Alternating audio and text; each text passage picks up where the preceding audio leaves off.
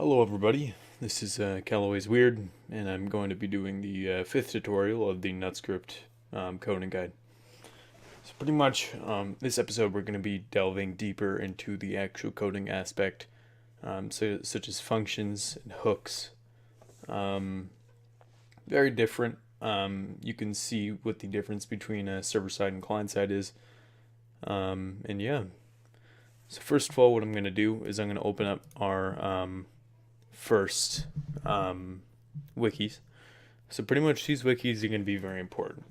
Now the Garry's Mod wiki, the reason I have this, it might seem very non-coderish, but I guarantee you every single coder always has his wiki up while he is coding. It's like the same thing as like remembering a test or something, you know? You can't exactly remember everything. So pretty much, let's go ahead and search up like something like player spawn. Now this seems a bit different from what I actually said, but the reason I searched up player spawn is because it's a server-side function, and you can check right here actually. Blue, entirely blue, means it's server. So that means it would go into Lua auto run server, and then you'd put the script there. Same thing as like an add-on. So you'd put this script inside server, or else it can't read the actual code that you're trying to put in. Same thing for player start voice. This is client side. Client side is you should only put it in Lua auto run and then client, and then put your script there. It's two very different things, and your script will not work if it isn't in the same place.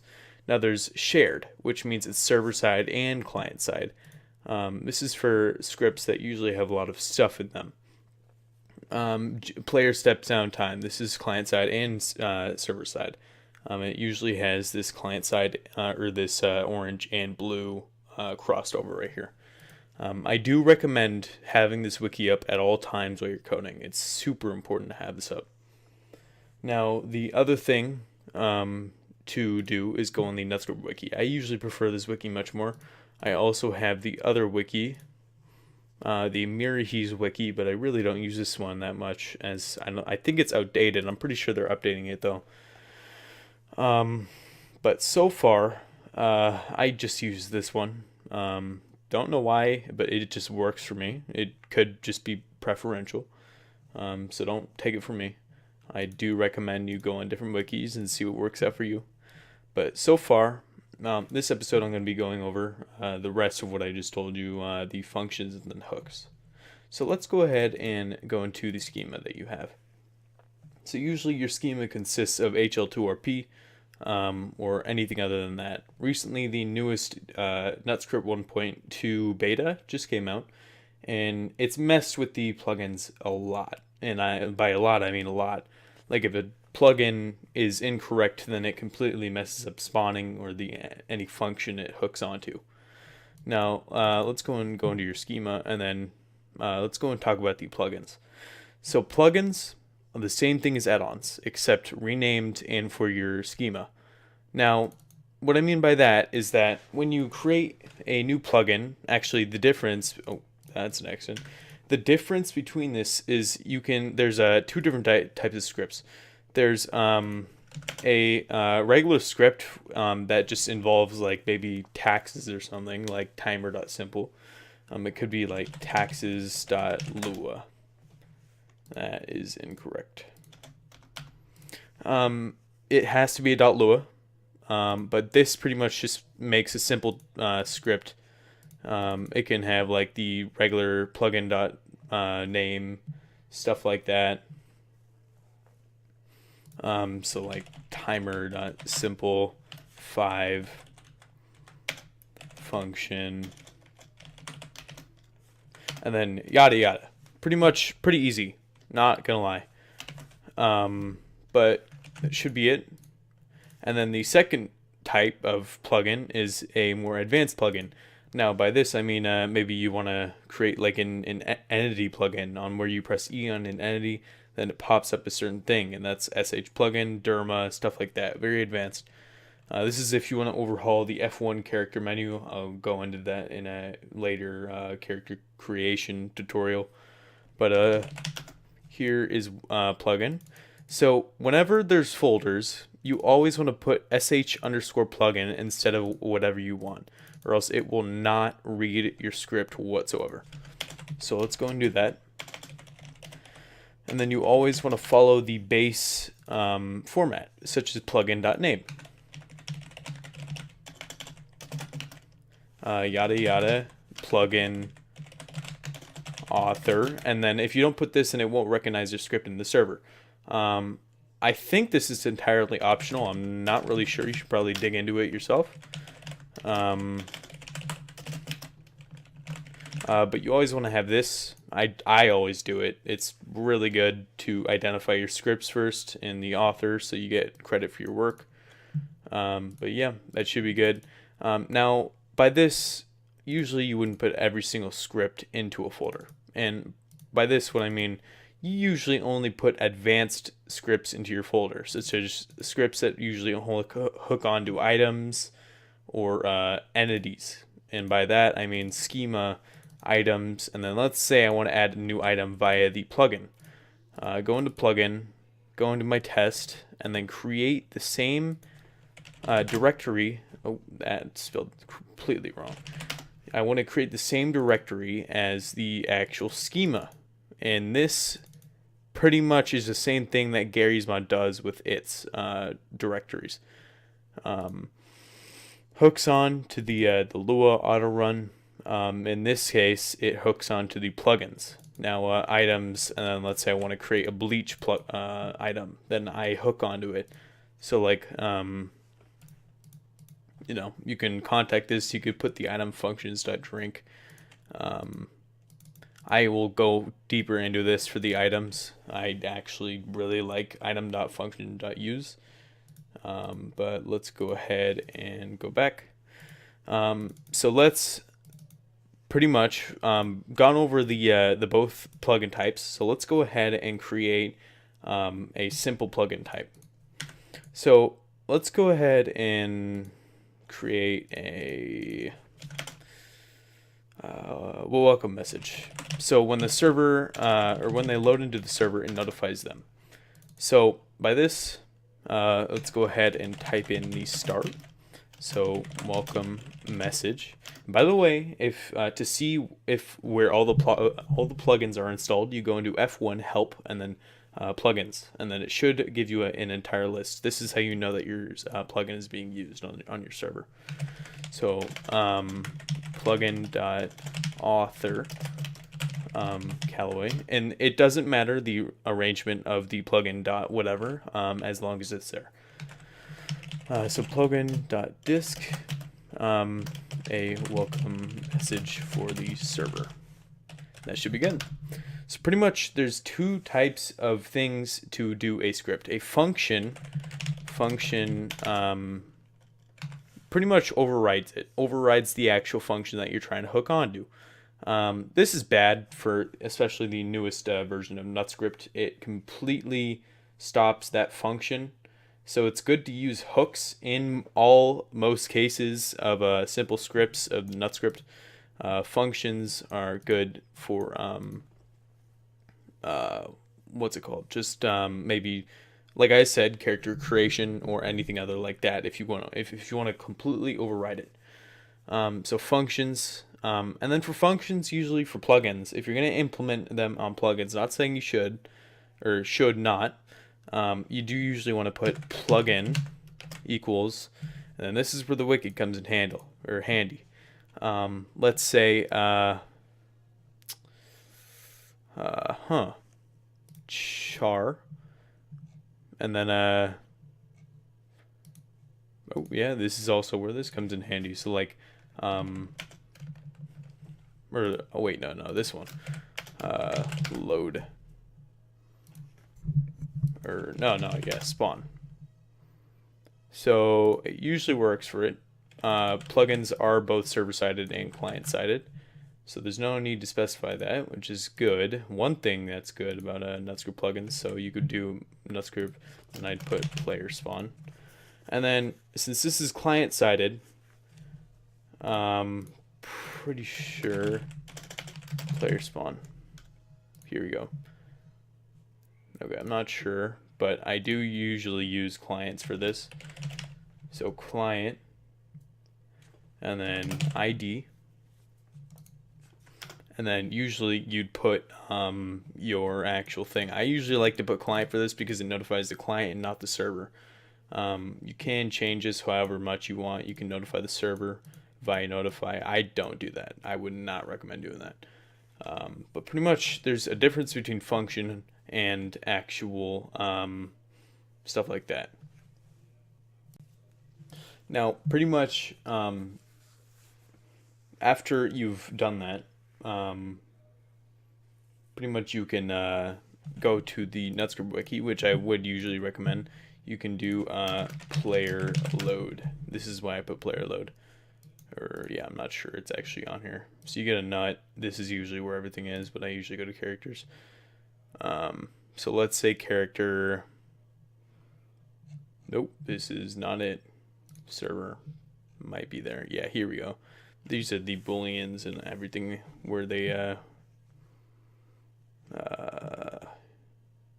plugin should load, plugin loaded. So let's say, oh shit. Fuck, hold on. Let me find it real quick. So pretty much there's the new wiki, which I forgot to link and completely forgot to go over. Pretty much it's a much more updated one. And pretty much what you go to is player loaded char. And this grabs on to whenever a player loads on to their character, and it pretty much you can customize it on what happens when this happens. There's also player message send, player throw punch, player use door. You can all customize this. So let's say if a player uses a door, it'll notify them if they use the door. You can completely make it super spammy. Player message send, you can notify them like, hey, a message was sent, but I wouldn't recommend that. Pretty much, let's say player loaded char. Now, pretty much what we would do in this case is player loaded char. Now this grabs onto the Nutscript class, so let's go and copy paste that, and that uses the plugin.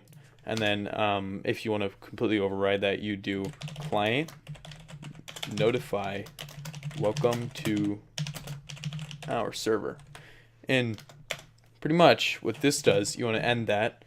What this does is whenever a person loads their character, then it notifies them welcome to our server. And what that does, it pops up in the top right for, I think default is 5 seconds. And it tells them welcome to our server. This is the Nutscript notification. Now if you want to delve deeper into that, you can also notify them of their money. So let's say local money, and then now is where we have to get into the advanced part. This is where we're going to hook onto their character. So we want to do get char, and this hooks onto their character. Now, oh yeah, forgot the client. So this is, since this is client-sided, you always want to put on player loaded char and then client. You want to, this is important. Whatever function you want to do, you have to make sure that you copy down this. You can put ID because this grabs under their ID. But pretty much we want to make sure that you always grab onto their character before you grab onto something else, or else it'll just return null. So you always want to do client get char or ply get char, depending on if it's server-sided or client-sided. So pretty much client get char, and then this is where this comes in handy. So character, and then this is where you get everything. This is usually where I get all my character stuff, classes. So usually it's a get player. Don't use that. So usually you'd want to go down to the get instead of set. Set is more in depth, whether or not you want to set their name, like slash set name, and then it says character set name, stuff like that. But in this case, we do get money. So character isn't the actual thing that you use. This is just a placeholder. You'd actually put client or ply or whatever else you want to use. It isn't just locked down to those two. Now I'd put get money. Then it ends there. So pretty much this stores it into the variable money. Now we can grab this variable whatever or however we want. So let's do client notify your current wallet holds. And then we want to separate this. Instead of JavaScript where it uses plus, we do two dots and then money. Nothing else, nothing special. Make sure if there's nothing else after that, then you just do this. Then it should be good because it is inside the brackets. But we also want to add something else. So let's do your wallet currently holds, and then you can do that. So it, grabs on, and then it says you currently have this, because it only returns it as the number. It doesn't actually have the currency sign. You can do nut.config.get, but I'm not going to do that because this saves a whole lot of time. So your current wallet holds X amount of money, and then dot. Pretty much it's a whole sentence. Now, pretty easy. Not that hard. So pretty much it says, welcome to our server, and then your current wallet holds X amount of money. Not hard whatsoever, and it's super good. Super easy. Now let's go over hooks. Now the whole reason I did this is to actually implement it on the hook. So usually I use hooks. So let's go ahead and X this out. Now hooks, I have a JavaScript plugin onto this, but make sure to look at this and pause this real quick. This is how you format it.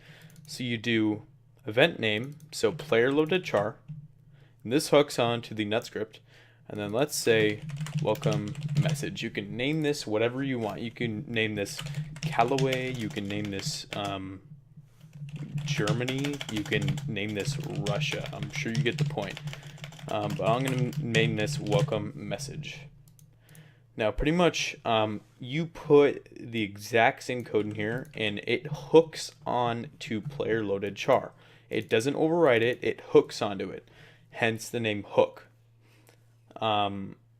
I use hooks a lot more, and a lot more, I mean a lot more. I'd recommend you do too. So I think this should be good code. It should work. If it doesn't, feel free to talk to me in Discord, and I will go ahead and fix the code for you. But just don't go overboard. Try to learn yourself. So welcome message, and that should be good. Now, I'm pretty sure that should be good for the welcome message. Now, if you really want to delve deeper into it, then you can do like local name. You gotta specify your character, get char, and then get name. That stores it into the name variable, so you can grab that name variable. So client notify your current name is separated name. And if you really want to add on to it, you can do Mr. And then space and then your name. And it's pretty cool, the customization that Nutscript offers. After you learn dark RP, it's way easier to actually learn this. I actually prefer Nutscript coding over dark RP coding. It's much more simple. But yeah, that should be good. In this episode, we went over functions and hooks. Hopefully you learned something today. Feel free to add me on Discord, and make sure to be wary of the Nutscript 1.1 beta plugin bug. Thank you, and I will see you later.